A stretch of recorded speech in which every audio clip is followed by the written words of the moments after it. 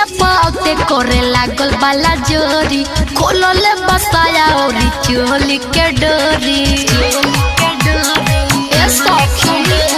से जिया पाते करे लागल बाला जोरी खोलले बसाया और चोली के डोरी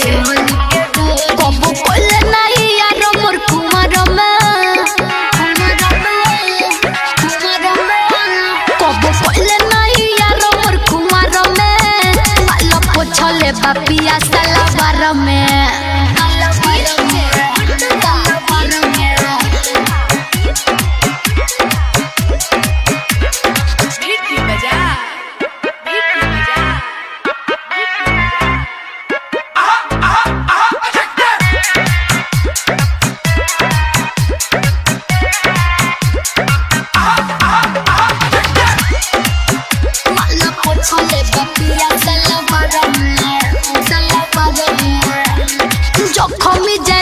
रात रहे पगलाई जो समय उनका न कुछ बुझाई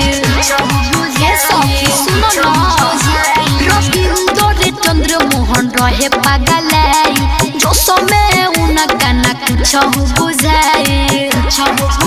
बाप टकले सुमन के दीवार में बाप टकले सुमन के दीवार में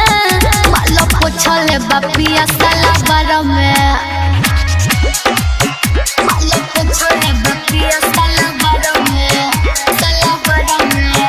पानी भरले हमरा इनार में माला पोछले बापिया सलवार में